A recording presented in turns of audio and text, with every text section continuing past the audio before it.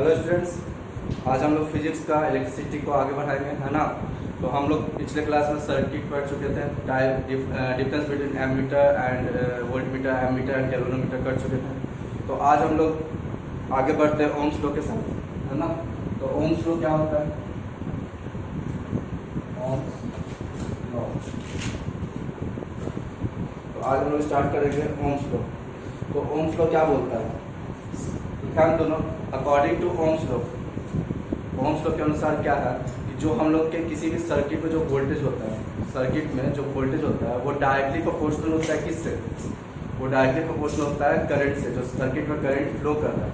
तो Ohm's law क्या होता है? According to Ohm's law, the voltage across the terminal of the circuit is directly proportional to the current flowing in the circuit at constant temperature। Temperature same होना चाहिए। अगर temperature change करोगे तो Ohm's law काम करना बंद कर देगा। ओम्स लॉ तभी काम करेगा जब टेम्परेचर सेम होगा। तो ये याद रखना, कांस्टेंट टेम्परेचर यहाँ पे बहुत इंपॉर्टेंट है। तो ओम्स लॉ क्या बोलता है? it states that at constant temperature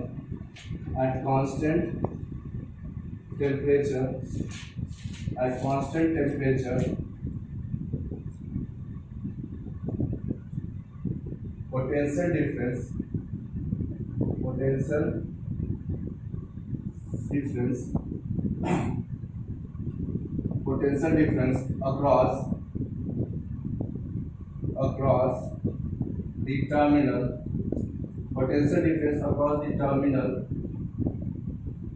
of a potential difference across the terminals of a circuit is directly proportional to the current flowing in the circuit,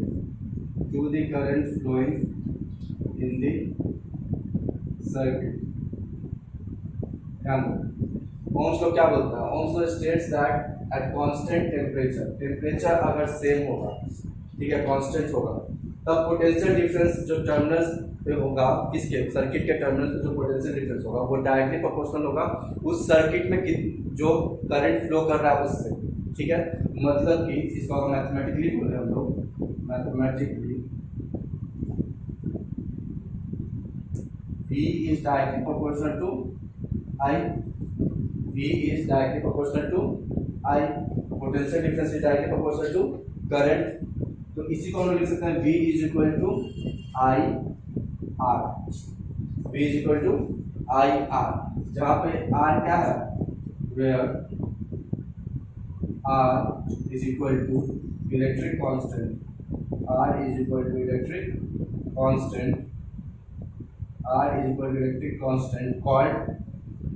called resistance,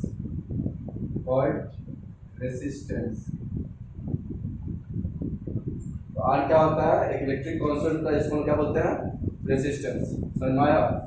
तो Ohm's law क्या बोला? Ohm's law बोला कि जब temperature constant होगा तब जो potential difference किसी भी सर्किट में जितना होगा वो डायरेक्टली प्रोपोर्शनल होगा करंट उस सर्किट में जितना फ्लो कर रहा है उससे। तो potential difference is directly proportional to current. हमको पता है प्रोपोर्शनलिटी हटाने के लिए कुछ ना कुछ कांस्टेंट लाना पड़ता है। तो V इज इक्वल टू क्या हो जाएगा? IR। तो R यहाँ पे क्या है? इलेक्ट्रिक कांस्टेंट, जिसको हम क्या बोलते हैं? रेजिस्टेंस। R यहाँ पे क्या है? इलेक्ट्रिक कांस्टेंट, जिसको हम क्या बोलते हैं? रेजिस्टेंस। क्लियर है? चलो इसको उतारो जल्दी। तो अब इसी से हम लोग करंट का एक फॉर्मूला मिल गया, एक पोटेंशियल डिफरेंस का फॉर्मूला मिल गया, रेजिस्टेंस का भी इससे हम लोग रेजिस्टेंस भी निकाल सकते हैं।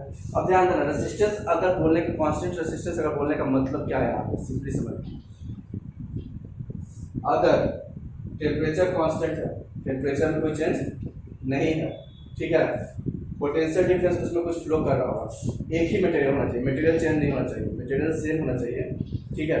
तो उसमें अगर पोटेंशियल डिफरेंस जो फ्लो कर रहा होगा, ठीक है, और उसमें कितना करंट होगा वो हम लोग निकाल सकते हैं। लेकिन रेजिस्टेंस, मटेरियल अगर सेम है तो रेजिस्टेंस उस मटेरियल के लिए हमेशा क्या होगा? सेम होगा। अगर मटेरियल सेम है तो रेजिस्टेंस क्या होगा? सेम। तो अगर मान लो कभी भी तुमको एक पोटेंशियल डिफरेंस से दूसरे पोटेंशियल डिफरेंस का रिलेशन निकालने को बोल रहा है, ठीक है। करंट पहला में दिया हुआ है, दूसरा में नहीं दिया हुआ है, तो क्या करेंगे कि हम लोग पहला में जो भी तो पोटेंशियल डिफरेंस और करंट दिया है उससे हम लोग रेजिस्टेंस निकालेंगे। तो दूसरे अगर सेम टाइप ऑफ मटेरियल है तो दूसरे भी सेम टाइप ऑफ मटेरियल के लिए वो रेजिस्टेंस सेम रहेगा। तो दूसरे में रेजिस्टेंस सेम रहेगा और मान लो दूसरे में पोटेंशियल डिफरेंस को बढ़ा दिया, वोल्टेज बढ़ा दिया, तो अब कितना करंट होगा वो हम लोग निकाल लेंगे, क्योंकि रेजिस्टेंस तो दोनों समय सेम होने वाला। पहली बार में तुमको केस 1 में तुमको वोल्टेज और करंट दिया हुआ है, तो वोल्टेज करंट से हम लोग क्या निकाल लेंगे, रेजिस्टेंस निकाल लेंगे। और जैसे ही रेजिस्टेंस निकल जाएगा, दूसरा में सपोज करो बोला एक नया वोल्टेज दे दिया, मटेरियल सेम है, मटेरियल चेंज नहीं हो रहा है, सेम वायर यूज हो रहा है, सेम कॉपर वायर, सेम कुछ भी, तो उस वोल्टेज दूसरा बढ़ा दिया, अब बोला उसमें करंट कितना होगा, तो हम लोग रेजिस्टेंस निकाले हैं जो पहला में वही दूसरा में भी होगा। अब वोल्टेज तुमको दिया रहेगा तो करंट नहीं निकल जाएगा। और दूसरा तरीका निकालने का क्या है, क्योंकि ये डायरेक्टली प्रोपोर्शनल है, तो जितना गुना वोल्टेज बढ़ेगा उतना ही गुना करंट बढ़ेगा। मान लो कि हम वोल्टेज को दुगना करेंगे तो करंट में क्या हो जाएगा, दुगना हो जाएगा। वोल्टेज आधा करेंगे तो करंट में क्या हो जाएगा, आधा हो जाएगा। तो दोनों में किसी भी तरीके से हम लोग बना सकते हैं। इस पर हम न्यूमेरिकल बनाएंगे, टेंशन तो जिसको नहीं समझ में आएगा, ठीक है।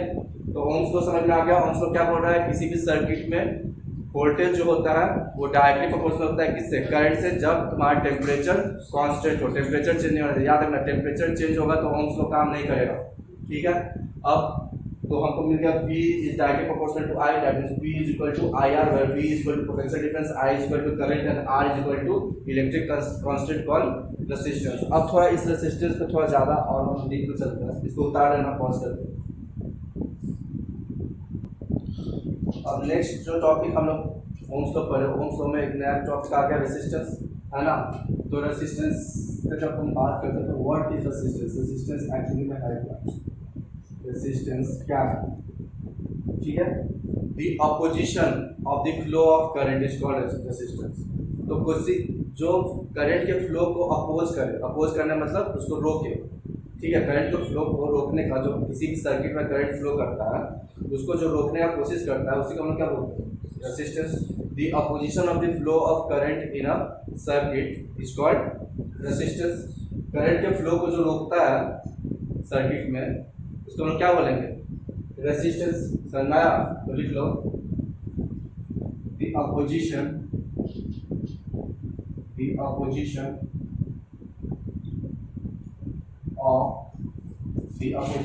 of the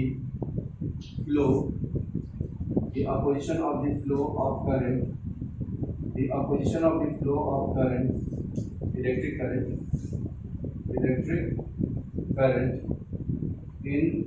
in the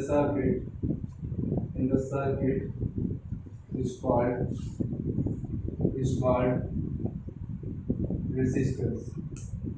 called resistance, इसको हम क्या बोलते हैं, रेजिस्टेंस, ठीक है। अब formula of resistance ohm law से हम लोग को पता चल गया, हाँ। V is equal to IR था, तो R इज इक्वल टू क्या हो जाएगा, ये I इधर चला जाएगा तो V बाई I, तो resistance is equal to potential difference divided by electric current flowing in the circuit, ठीक है। तो ये तो रेजिस्टेंस हो गया। अब ध्यान दो, रेजिस्टेंस को क्योंकि हम लोग मेजर कर रहे हैं, रेजिस्टेंस को मेजर कर रहे हो ना जी, तो रेजिस्टेंस को मेजर कर रहे हैं तो नेचुरली इसका कोई ना कोई एक यूनिट होगा, किसी जिसको जो हम लोग मेजर कर सकते हैं उसका एक यूनिट होता है। अब रेजिस्टेंस को हम लोग मेजर कर रहे हैं पोटेंशियल डिफरेंस बाई करंट, तो इसका यूनिट क्या होगा, पोटेंशियल डिफरेंस का वोल्ट, करंट का एम्पियर, तो वोल्ट पर एम्पियर, इसका यूनिट क्या हो जाएगा, वोल्ट पर ampere, is the unit of resistance. और यही वोल्ट पर एम्पियर को हम लोग बोलते हैं ओम, क्या बोलते हैं, ओम। ओम का साइन होता है ये ऑक्टोपस टाइप, ठीक है। रेजिस्टेंस का जो potential difference by current, potential difference का होता है वोल्ट, करंट का होता है एम्पियर, तो वोल्ट बाय एम्पियर इसका क्या हो जाएगा, यूनिट। अब वोल्ट बाय एम्पियर को हम लोग क्या बोलते हैं, ओम, और इसका साइन क्या होता है, ऑक्टोपस टाइप, ये ठीक है। अब ध्यान दो, हम लोग रेजिस्टेंस समझिए क्या होता है, ऐसा कोई भी प्रॉपर्टी किसी भी सब्सटेंस का जो क्या करे, अपोज करता है किसको, फ्लो ऑफ करंट को, करंट के फ्लो को अपोज करता है, उसको हम लोग क्या बोलते हैं, रेजिस्टेंस। किसी भी सर्किट में करंट जो फ्लो कर रहा है उसको रोकने का जो कोशिश करता है, करंट के फ्लो को रोकने का कोशिश जो करता है उसको हम क्या बोलते हैं, रेसिस्टेंस। मतलब जितना ज़्यादा रेसिस्टेंस होगा उतना वेस्ट ऑफ करंट होगा, इलेक्ट्रिक करंट उतना ज़्यादा वेस्ट होगा। तो इलेक्ट्रिक करंट कम से कम वेस्ट हो तो हमको ऐसा कुछ चाहिए जिसका रेसिस्टेंस कम हो। अगर ज़्यादा रेसिस्टेंस होगा तो करंट वेस्ट ज़्यादा होगा। अगर तुम अपने घर में ऐसा वायर का यूज़ करते हो जिसमें रेसिस्टेंस ज़्यादा है तो तुम करंट कम यूज़ करोगे, फिर भी बिजली बिल ज़्यादा आएगा, क्योंकि कुछ करंट वेस्ट हो गया, लेकिन मीटर से तो उतना करंट पार कर गया ना। जो लाइव वायर तुम्हारे मीटर में कनेक्ट होता है वो लाइव वायर से तो उतना करंट पास कर गया, तुम्हारे घर में बल्ब वेस्ट हो गया लेकिन वो पार कर गया। ज़्यादातर करंट जो हम लोग का जो ये मेंस का तार आता है उसमें भी बहुत सारा करंट वेस्ट होता है, क्यों? क्योंकि उसमें भी रेसिस्टेंस होता है। अब रेसिस्टेंस कहाँ पे ज़्यादा होगा, किस केस में रेसिस्टेंस कम होगा, मतलब ऐसा फैक्टर्स जिस पर रेसिस्टेंस डिपेंड करे वो क्या क्या है। तो नेक्स्ट टॉपिक लिख लो, what are the factors on which the resistance depends. What are the factors on which the resistance depends. ये उतार लेना पॉज करके। What are the factors on which the resistance depend. Question है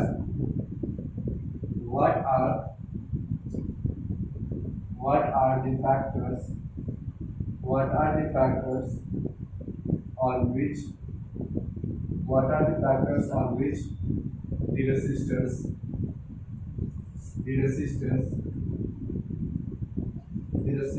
depends। ठीक है, तो रेसिस्टेंस कौन कौन सा फैक्टर पे डिपेंड करता है, ठीक है। तो ध्यान दो, रेसिस्टेंस जो डिपेंड करता है जो फैक्टर पे, सबसे पहला तो लेंथ ऑफ द वायर का लंबाई जितना ज़्यादा होगा,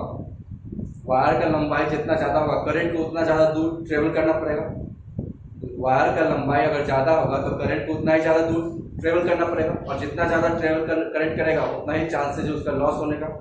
तो ज़्यादा लंबा वायर होगा तो रेसिस्टेंस ज़्यादा होगा, वेस्ट ऑफ करंट ज़्यादा होगा, क्लियर है। जितना मोटा वायर होगा, मतलब जिसका वायर का क्रॉस सेक्शन मतलब क्या, कोई भी होता है वायर जैसे उसका ऊपर वाला पार्ट का एरिया उसको क्रॉस सेक्शन एरिया बोलते हैं। तो जितना ज़्यादा क्रॉस सेक्शन एरिया होगा वायर का उतना ही रेसिस्टेंस कम होगा। जितना ज़्यादा क्रॉस सेक्शनल वायर होगा उतना ही रेसिस्टेंस कम होगा। क्यों? क्योंकि अंदर में इलेक्ट्रॉन को फ्लो करने का एरिया ज़्यादा है, तो बाहर जाने का चांसेस, वेस्ट होने का चांसेस कम हो जाएगा। समझ में आया? तो जितना ज़्यादा थिक होगा, जितना ज़्यादा मोटा होगा वायर, जितना ज़्यादा उसका क्रॉस सेक्शन एरिया ज़्यादा होगा उतना ही कम उसका क्या होगा, रेसिस्टेंस कम होगा, तो उसमें वेस्ट ऑफ करंट क्या होगा, कम होगा। रेसिस्टेंस कम होगा तो करंट भी कम होगा ना, वेस्ट। रेसिस्टेंस ज़्यादा होता है तो करंट ज़्यादा वेस्ट होता है ना। तीसरा किस पे डिपेंड करता है? तीसरा डिपेंड करता है नेचर ऑफ द मटेरियल। तीसरा किस पे डिपेंड करता है? Nature of the material. अब ध्यान दो, हर एक मटेरियल में क्या सेम करंट फ्लो करता है? जैसे फॉर एग्जांपल वुड, लकड़ी, सूखा लकड़ी में करंट फ्लो नहीं करता। क्यों? क्योंकि उसमें रेसिस्टेंस बहुत ज़्यादा है, इतना ज़्यादा रेसिस्टेंस है कि करंट को आगे जाने ही नहीं देता है। फिर दूसरा एक एग्जांपल ले लो, सिल्वर उसमें बहुत कम रेसिस्टेंस होता है, तो it is a very good conductor of electricity. उसमें बहुत आसानी से करंट जाता है और वेस्ट ऑफ करंट भी बहुत कम होता है, ना के बराबर, है ना। तो जितना ज़्यादा रेसिस्टेंस होगा उतना ही करंट कम जाएगा, जितना ज़्यादा रेसिस्टेंस होगा उतना ही ज़्यादा करंट वेस्ट होगा, ठीक है। तो जो इंसुलेटर होता है, जो बैक कंडक्टर ऑफ इलेक्ट्रिसिटी होता है, जिस मटेरियल का नेचर इंसुलेटर का हो, बैक कंडक्टर ऑफ इलेक्ट्रिसिटी का हो, उसका रेसिस्टेंस बहुत ज़्यादा हाई होगा। रेसिस्टेंस हाई होगा तो उसमें करंट फ्लो क्या होगा, कम होगा, ज़्यादा करंट वेस्ट हो जाएगा, समझ आया। और जिस मटेरियल का नेचर कंडक्टिंग हो, गुड कंडक्टर हो, उसमें उसका रेसिस्टेंस कम होगा, उसमें करंट अच्छे से फ्लो करेगा, उसमें वेस्ट ऑफ करंट कम होगा। तो तीन फैक्टर्स जो हम लोग पढ़े हैं जिस पे क्या डिपेंड करता है, ठीक है। एक और फैक्टर है टेम्परेचर, ठीक है। एक और फैक्टर है जिस पे रेसिस्टेंस डिपेंड करता है, किस पे? टेम्परेचर पे, ठीक है। तो टेम्परेचर पे कैसे डिपेंड करता है, ध्यान रखो। टेम्परेचर जब ज़्यादा बढ़ाते हो किसी भी मेटल का, तो क्या होता है, मेटल का जो ये होता है मॉलिक्यूल से एक दूसरे से जुड़ जाता है, मेटल का मॉलिक्यूल क्या होता है, दूर जाता है, और मेटल लंबा और पतला होता जाता है। जैसे जैसे मेटल लंबा होगा, हमारे पर लेंथ ऑफ द वायर ज़्यादा होगा तो क्या होगा, रेजिस्टेंस बढ़ जाएगा, तो करंट फ्लो कम हो जाएगा। तो जैसे जैसे टेम्परेचर बढ़ेगा, करंट का वेस्टेज ज़्यादा होगा, रेजिस्टेंस बढ़ेगा किसी भी मेटल का, किसी भी कंडक्टिंग मेटल का। ठीक है, तो चलो देख लो 4 फैक्टर्स क्या क्या है। What are the factors on which the resistance depend. तो लिखो the factors on which the resistance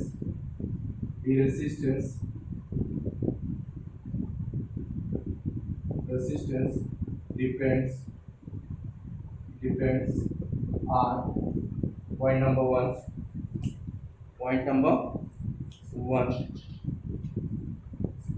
length of the wire,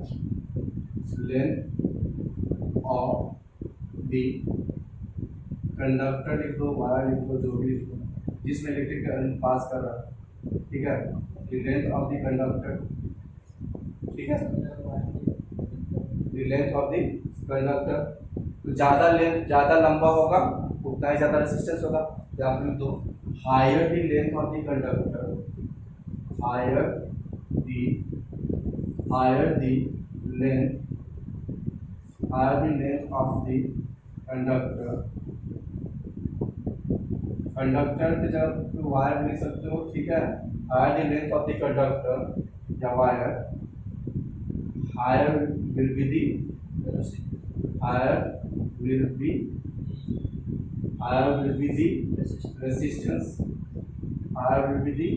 resistance and higher the loss of electric current। जल्दी उतारो। ठीक है, ये पॉइंट नंबर 1 था। पॉइंट नंबर 2 फर्स्ट पे उतार लेना जो नहीं उतारे हो। Point number 2, cross sectional area of the conductor, cross sectional area of the conductor, cross sectional area of the conductor. अब ध्यान दो, क्रॉस सेक्शनल एरिया ज्यादा होगा तो रेजिस्टेंस कम होगा। तो इसमें लिख दो higher the cross sectional area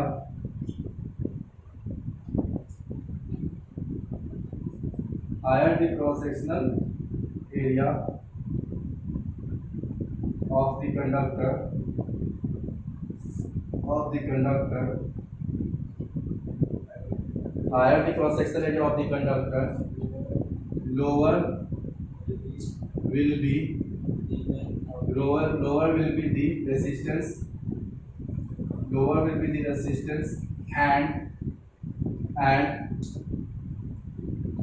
lower will be the loss of the waste of current,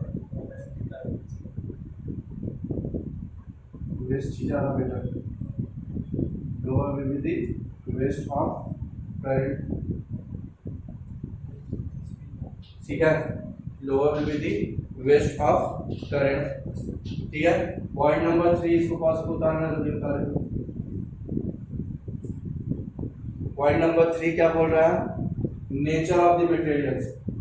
तीसरा क्या है, किस पे डिपेंड करता है, नेचर ऑफ मटेरियल। ठीक है, insulating materials have very high resistance and conducting materials have very low resistance, है ना।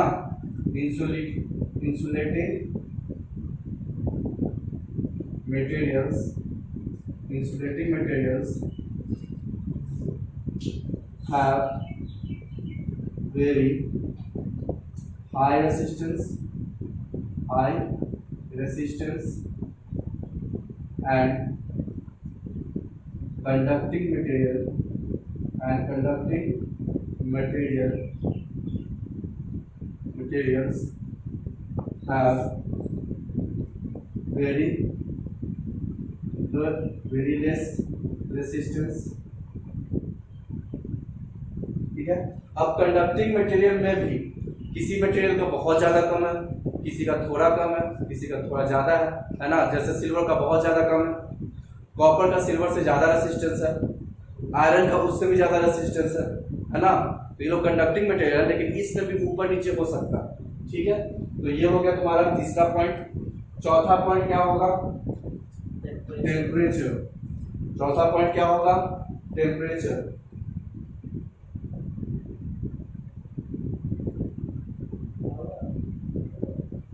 चौथा क्या बोल रहा है? टेम्परेचर। अब टेम्परेचर बढ़ेगा तो length of the wire expand करेगा, वायर एक्सपेंड करेगा ना जी। टेम्परेचर बढ़ने पे उसका मॉलिक्यूल्स एक दूसरे से दूर जाएगा, मॉलिक्यूल्स दूर जाएगा तो ऐसे ही इलेक्ट्रॉनिक कंडक्शन कम हो जाएगा। क्यों? क्योंकि दो मॉलिक्यूल्स के बीच का गैप बढ़ जाएगा। अगर हम प्योर वाटर का बात करते हैं तो इज अ गुड कंडक्टर और bad conductor? Pure water is a bad conductor of electricity. हाँ, जब इम्प्योरिटी जाता है, सॉल्ट जाता है वाटर में, तब उसके इसमें क्या बोलते हैं, मॉलिक्यूलर स्पेस जब भरता है तब it becomes a good conductor of electricity, है ना। तो सिमिलरली टेम्परेचर बढ़ता है किसी भी मेटल का तो उसका मॉलिक्यूल्स क्या होता है? मूव अपार्ट, मूव करता है एक दूसरे से दूर। When temperature increases the molecules of metals move apart, एक दूसरे से दूर जाता है। मॉलिक्यूल्स दूर जाएगा तो उसमें इलेक्ट्रॉनिक कन्फिगरेशन मतलब इलेक्ट्रॉन का मूव करने का चांसेस कम हो जाएगा। तो कम होगा, जितना इलेक्ट्रॉन का मूव करने का चांसेस कम होगा उतना ही इलेक्ट्रिक करंट क्या होगा? वेस्ट होगा।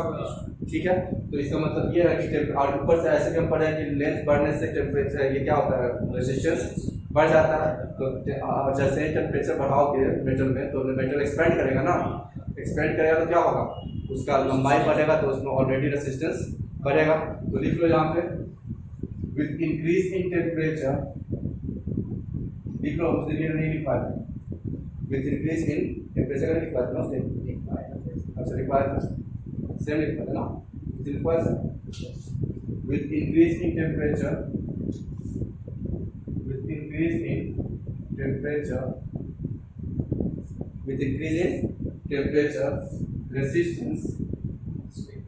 resistance also increases। ठीक है, हो गया।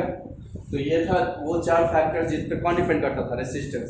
कहाँ रेसिस्टेंस किस सिचुएशन में बढ़ेगा, किस सिचुएशन में रेसिस्टेंस घटेगा। अब देखो इसी फैक्टर से हम लोग एक फॉर्मूला डिराइव करेंगे रेसिस्टेंस का, एक और फॉर्मूला रेसिस्टेंस का। इसी चार मतलब इसमें से दो ही का यूज करेंगे, इसमें से दो फैक्टर्स का यूज करके हम लोग क्या करेंगे? रेसिस्टेंस का फॉर्मूला डिराइव करेंगे। ठीक है, चलो देखते हैं। अब देखो हम पढ़े अभी the factors on which the resistance depend. पहला फैक्टर क्या बोला था? Resistance increases with increase in the length of wire. Wire increase कर रहा है तो रेसिस्टेंस इंक्रीज कर रहा है। इसका मतलब कि resistance is directly proportional to length of the wire. Resistance जो होगा वो लेंथ ऑफ द वायर का क्या होगा? डायरेक्टली प्रोपोर्शनल होगा ना, क्योंकि जैसे जैसे रेसिस्टेंस बढ़ रहा है, जैसे जैसे लेंथ ऑफ द वायर बढ़ रहा है रेसिस्टेंस भी बढ़ रहा है। अगर वायर बढ़ रहा है, वायर का लेंथ बढ़ रहा है और रेसिस्टेंस बढ़ रहा है, मतलब ये दोनों डायरेक्टली प्रोपोर्शनल है। और क्या बोला? जैसे जैसे क्रॉस सेक्शनल एरिया बढ़ रहा है रेसिस्टेंस घट रहा है। क्रॉस सेक्शनल एरिया घटेगा तो रेसिस्टेंस बढ़ेगा, मतलब कि एक बढ़ रहा है तो दूसरा घट रहा है, तो इनवर्सली प्रोपोर्शनल हो गया। तो that means resistance is inversely proportional to cross sectional area of the wire. Wire के क्रॉस सेक्शनल एरिया से रेजिस्टेंस क्या होगा? इनवर्सली प्रोपोर्शनल होगा। तो ये दोनों को अगर ज्वाइन कर लो, ये 1 है और ये 2 है, कंबाइनिंग 1 and 2, कंबाइनिंग 1 and 2 दोनों को कंबाइन कर दिया जाए तो R is proportional to L/A हो जाएगा ना, length by cross sectional area. Yes sir. अब हम लोग हमेशा पढ़ते हैं जब प्रोपोर्शनलिटी को हटाना है तो एक क्या चाहिए? कांस्टेंट चाहिए। ठीक है, तो यहाँ पर प्रोपोर्शनलिटी को हटाने के लिए हम लोग एक कांस्टेंट यूज करेंगे जिसको हम रो बोलते हैं। क्या बोलते हैं? रो बोलते हैं। और इसको छोटा सा पी की तरह दिखाता है ना। तो रो L/A और इस रो का नाम है रेसिस्टिविटी। रेसिस्टेंस अलग है, रेसिस्टिविटी अलग है। ठीक है, तो resistance is equal to resistivity multiply by length of the wire divided by the cross sectional area of the wire. ये एक फॉर्मूला है, बहुत इंपॉर्टेंट फॉर्मूला है, ठीक है। तो यहाँ पे एल क्या हो गया, लेंथ ऑफ वायर, ए क्या हो गया, cross sectional area of wire, ठीक है। आर क्या हो गया, रेजिस्टेंस, आर क्या हो गया, रेजिस्टेंस। और ये जो निकला इसको हम लोग पढ़ते हैं रो, आर एच ओ, रो है ना। और इसको हम लोग बोलते हैं रेसिस्टिविटी, ये कांस्टेंट को क्या बोलते हैं, रेसिस्टिविटी, ठीक है। इस कांस्टेंट क्या बोलेंगे, रेसिस्टिविटी, ठीक है। इस ये जो रेजिस्टेंस कांस्टेंट है उसको हम क्या बोलेंगे, रेसिस्टिविटी, क्लियर है। हाँ चलो अब देखो रेसिस्टेंस और रेसिस्टिविटी में अंतर थोड़ा समझते हैं, है ना। बहुत लोग रेसिस्टिविटी का डिफिनेशन वही लिख के आता है जो रेसिस्टेंस का डिफिनेशन है, लेकिन दोनों में थोड़ा अंतर है। मटेरियल का वो प्रॉपर्टी, किसी भी मटेरियल का वो प्रॉपर्टी जिसके थ्रू वो मटेरियल करंट को अपोज करे, फ्लो ऑफ करंट को रोके, उस प्रॉपर्टी को हम लोग बोलते हैं रेसिस्टेंस। उस प्रॉपर्टी को हम लोग क्या बोलते हैं, रेसिस्टेंस। उस प्रॉपर्टी को क्या बोलते हैं, रेसिस्टेंस। मतलब उस नेचर, उस कंडक्टिंग वायर या कंडक्टिंग मटेरियल का नेचर को हम लोग क्या बोलते हैं, रेसिस्टेंस, क्लियर है। तो ये ध्यान देना, जो प्रॉपर्टी किसी भी मटेरियल का जो नेचर है जो करंट को रोके, किसी भी मटेरियल का जो नेचर होता है जो करंट को क्या करता है, रोकता है, उसको हम लोग क्या बोलते हैं, रेसिस्टेंस, है ना। तो रेसिस्टेंस क्या हुआ, किसी भी नेचर, किसी भी सबस्टेंस का नेचर और वही सबस्टेंस का जब एबिलिटी जो होता है जिसके थ्रू वो करंट का फ्लो को रोके। एबिलिटी और नेचर में अंतर होता है। नेचर मतलब जिसका जो नेचर है, एबिलिटी मतलब जिसके पास जो खासियत, क्षमता है ना। तो नेचर को हम लोग रेसिस्टेंस बोलते हैं और एबिलिटी को क्या बोलेंगे, रेसिस्टिविटी। किस चीज़ का एबिलिटी, करंट को रोकने का एबिलिटी, करंट को रोकने का नेचर। तो ऐसा जैसे ये मटेरियल है, इसका जो नेचर है कि ये करंट को रोक सके, ये नेचर है ना इस मटेरियल का, तो उसको हम क्या बोलते हैं, रेसिस्टेंस। और जो एबिलिटी होता है कि हम मेरे पास ये एबिलिटी है कि हम इतना करंट को रोक सकते हैं, है ना, तो उसको हम क्या बोलते हैं, रेसिस्टिविटी। तो अगर हम पूछे व्हाट इज रेसिस्टिविटी, तो क्या लिखोगे, the ability of any substance which oppose the flow of current. The ability of any substance which oppose the flow of current is called resistivity, and the nature of any substance which oppose the flow of current is called resistance. Clear है? कर लोगे सब लोग, सुन के लिख लेना copy में।